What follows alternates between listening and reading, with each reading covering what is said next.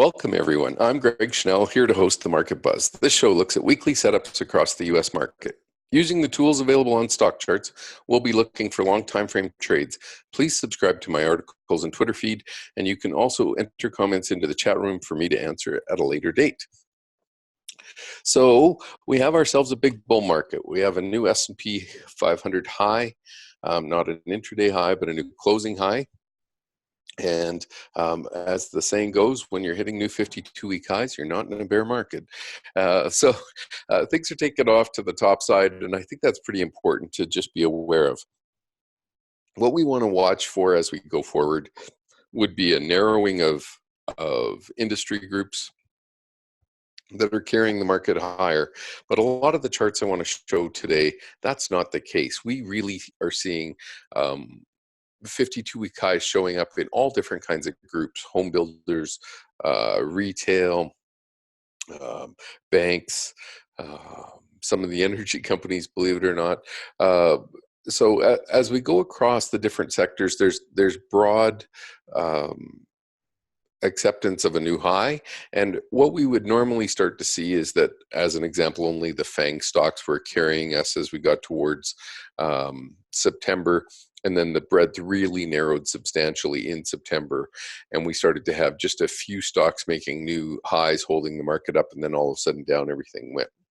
So we're going to talk a little bit about that today, and I'm going to use some perf charts to just show some of the different sectors that have been performing, and then look a little bit at the perf charts on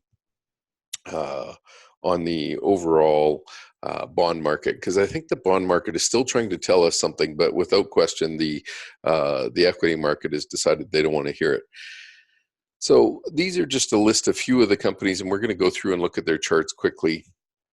But the point I want to make on these charts is that, it doesn't matter where they're coming from. This is, Black & Decker, this is a railway, this is a retail, this is McDonald's food, American Express. So just the wide variety of companies that are making new highs today just from the S&P 500 list. And again, that's going to continue to be bullish. So when we're having this wide group of acceptance, that just tells me that we've probably got more to go. And we're going to talk a little bit about the Chevron and Occidental Petroleum's merger or attempted merger of Anadarko.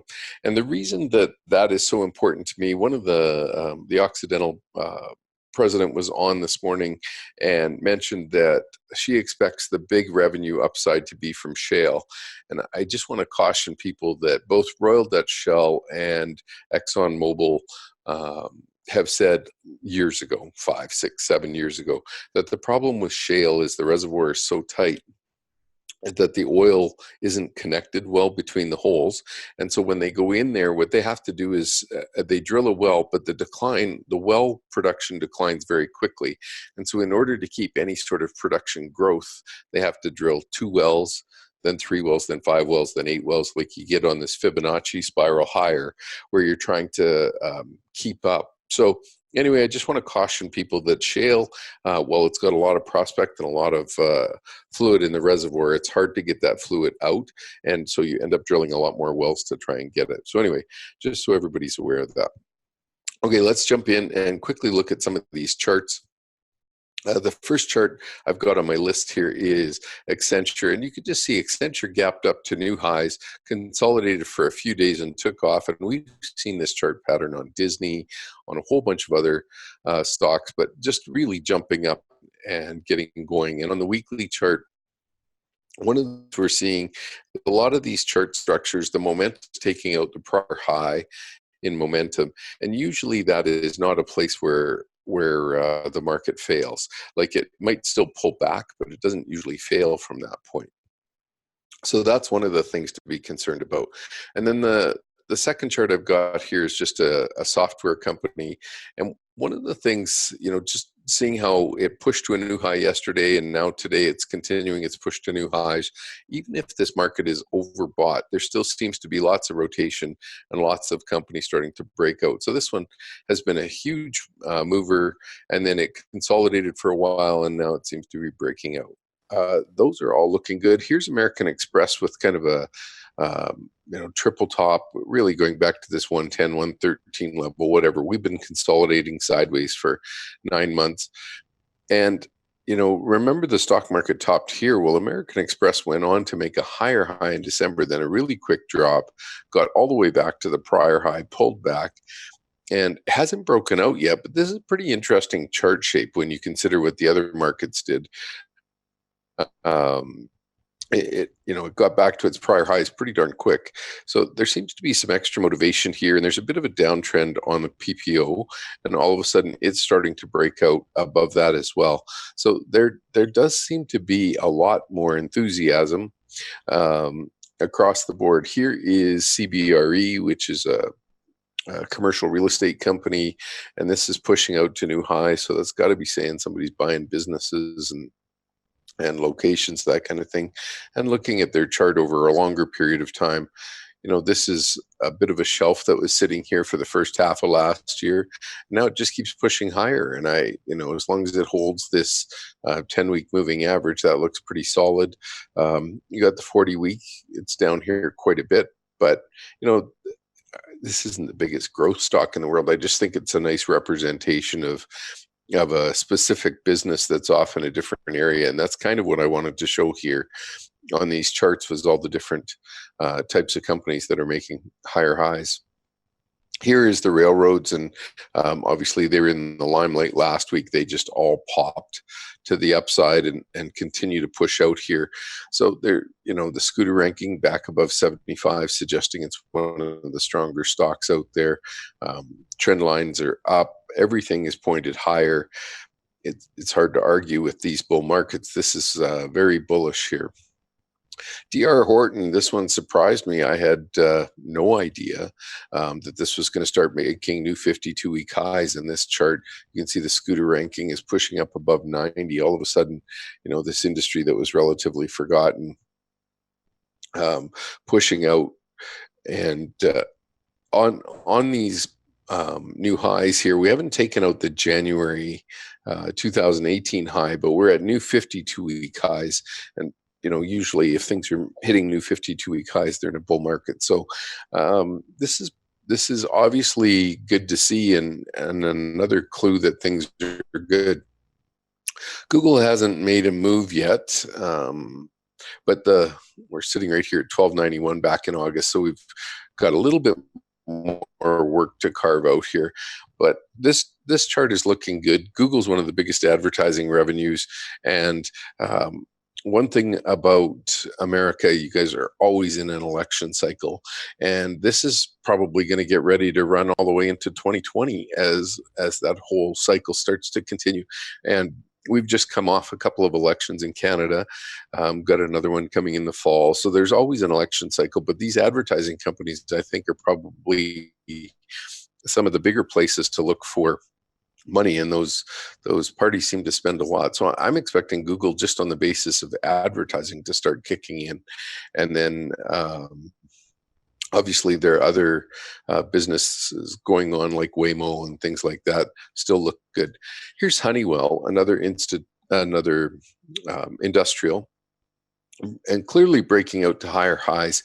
And as it breaks out here, it's not just moving up and then struggling a little bit. This thing is just pushing right off and continues to drift higher. Now, it feels to me like everything is so extended, but,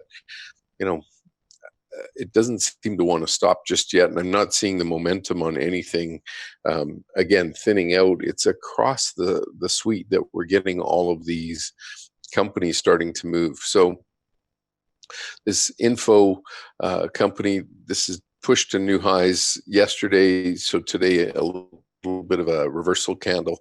But this is automotive information technology, and I don't know anything about the company other than a quick look at just what they do. But, here's another example of some company just breaking out to new highs. And I'll just say it's less known or not as popular as all of the other big names we hear.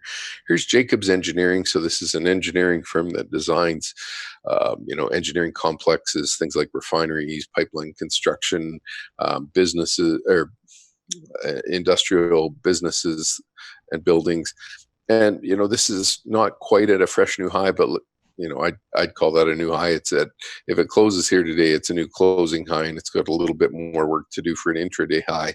But if this is breaking out to fresh highs, very, very bullish. Here's McDonald's Corporation. And again, I've been traveling on the road quite a bit lately, so stopping for my share of hash browns and French fries. But you can see this chart pushing to higher highs here. Their new electronic ordering system, I think, is doing a great job. And Kix is just pushing up really, really well.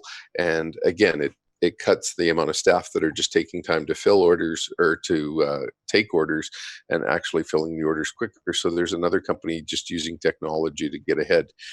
Here's one I hadn't even looked at in a long time, but look at this gap in Motorola Systems.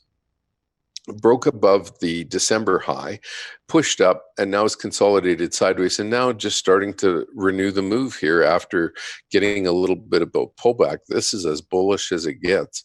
So, another company breaking out to higher highs just wants to keep going. Stanley Black & Decker had a really good earnings report today. So they were pushing up.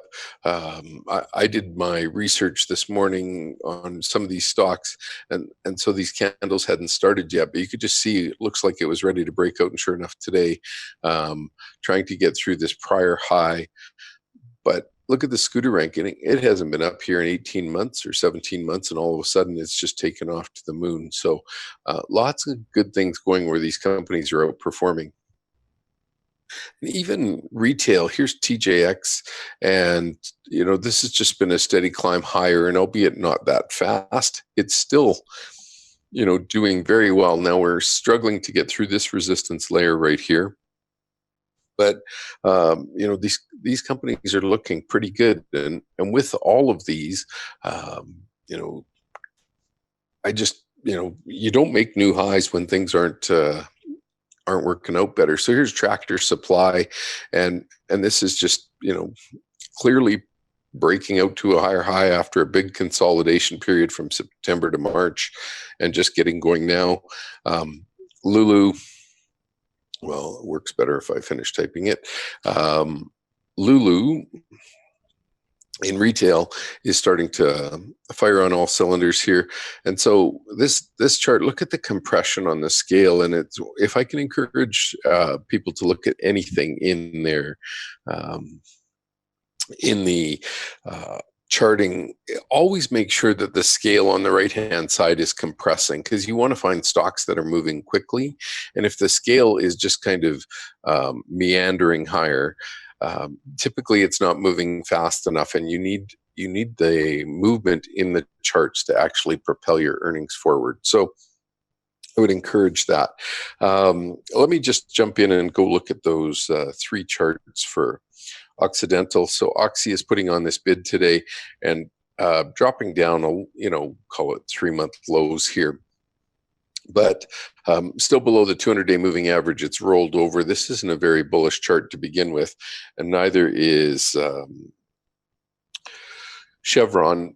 The chart was making new highs. The bid came out. All of a sudden, it pulled back from there, but it looks like it's getting weaker on the fact that this is going to go back and forth on a merger and acquisition issue.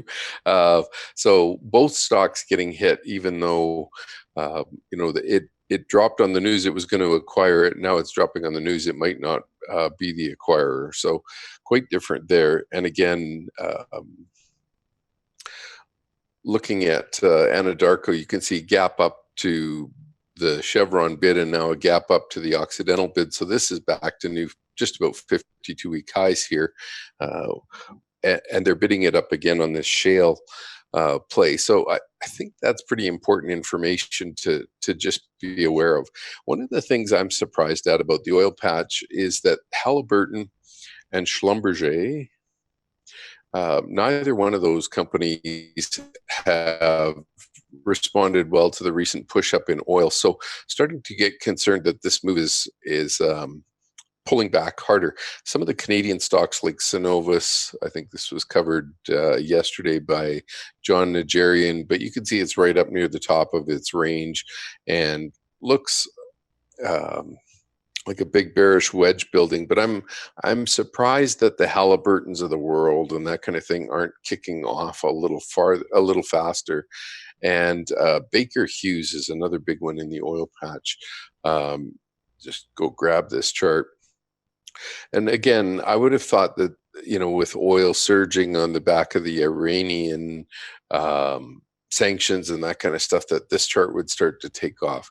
So this puzzles me a little bit that it's not. And for that reason, I'd add a little bit of caution on these oil plays.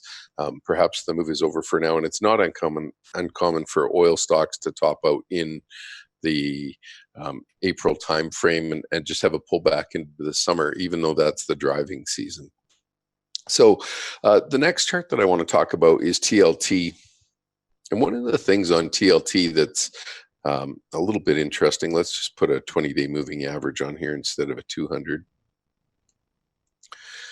So what we've seen here is over the last couple of weeks, after bond yields kind of topped out, the yields, or sorry, price pulled back, yields were rising, and now all of a sudden it looks like this might reverse the other way. And so one of the things I like to look at is just a 60-minute chart of a whole bunch of things stacked together. But you can see just this 100-period moving average on TLT is starting to change here.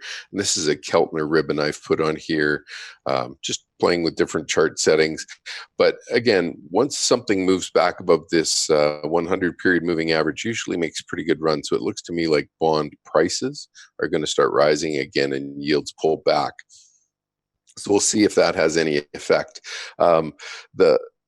I still think that the market's got some big issues to work through in terms of what the bond market is trying to tell us, and yet we haven't seen that play out yet. So anyway, it doesn't have to all play out on the same day.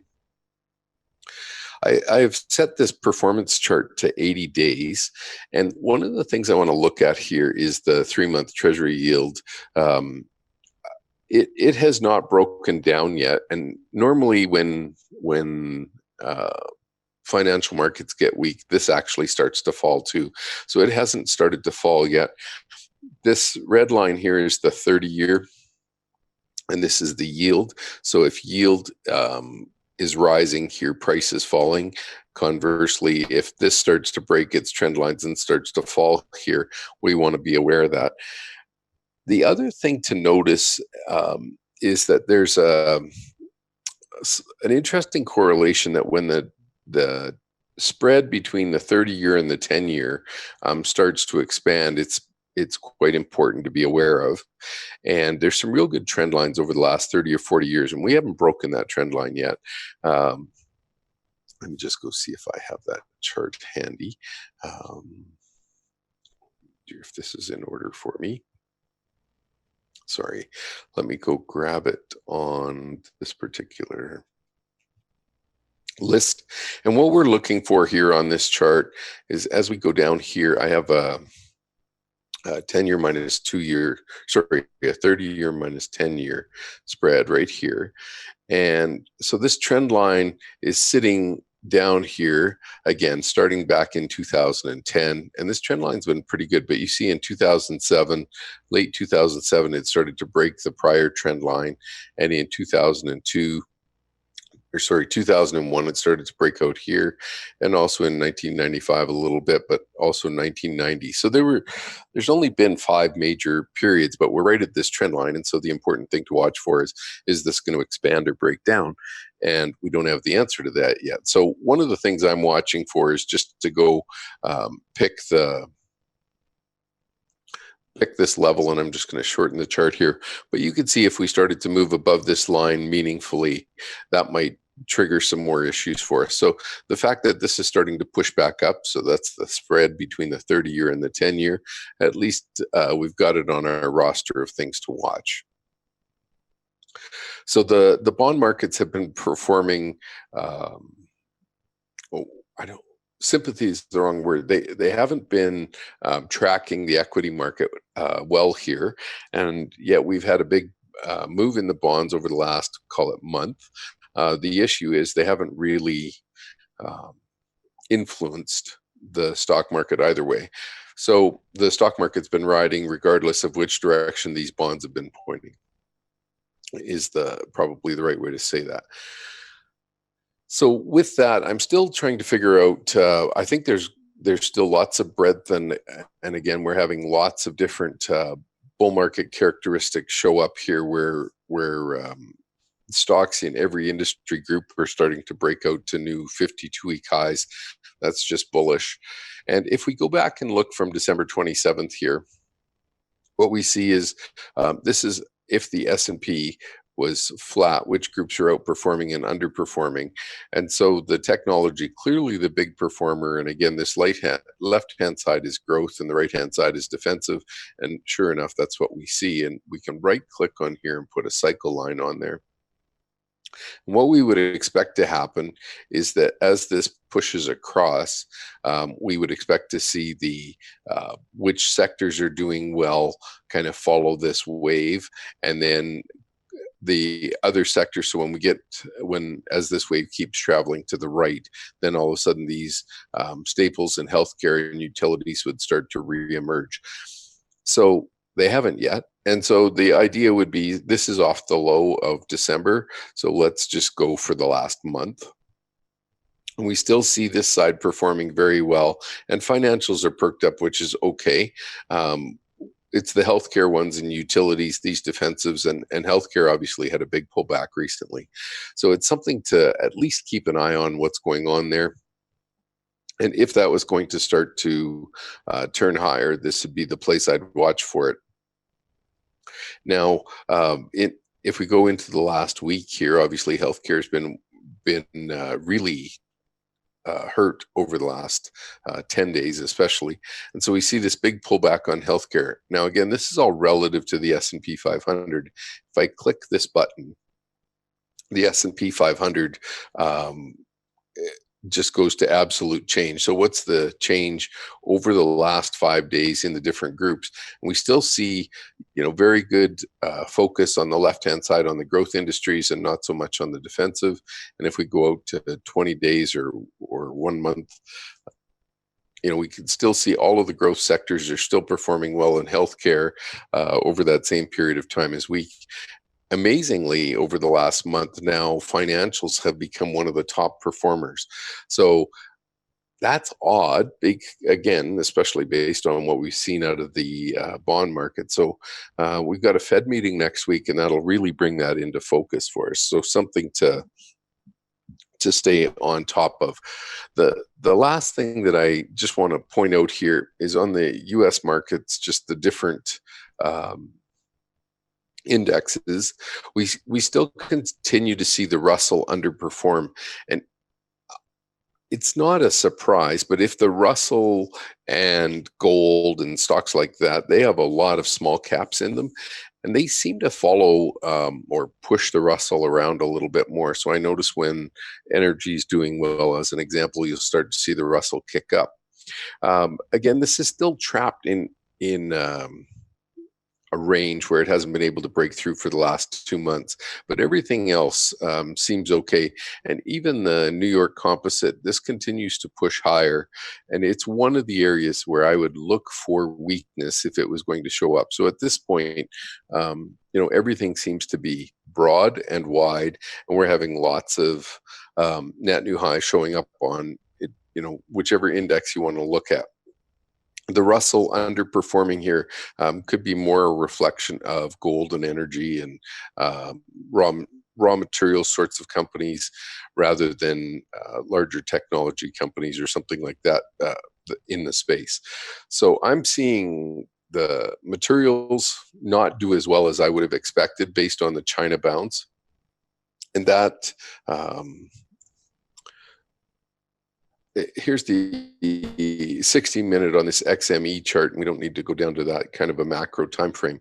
But the bottom line is we just, considering China's usually, well, they are the biggest buyer of pretty much all of the raw materials. To see this chart continuing to drift lower is a real surprise. And again, if it can turn and bounce out of here, that's probably what I'd need to see for the global macro situation to improve. But I'm not seeing that yet. And then under the emerging markets, what we see here is, they haven't followed the S&P higher, and so this is while they're gently going higher, they're definitely not moving with the same pace of authority that we would expect them. So as an example, 2017 really kind of pushing up hard. 2018 EEM underperformed, but more importantly, it underperformed against the S&P 500. And it's that kind of clue that just says to me that the rest of the world isn't getting the memo yet. And it would be helpful if they would also start to pick up. So we haven't seen that yet. And that's one of the things I'm continuing to watch. It was starting to look like they were going to get going with the scooter ranking, the stock charts technical ranking, showing EEM as one of the better performing ETFs out there. But again, it's having trouble staying in this top quadrant. And usually when EEM is outperforming, we're in a big global bullish advance. When it's not, that tells us to at least be aware of the change. So that is a bigger deal.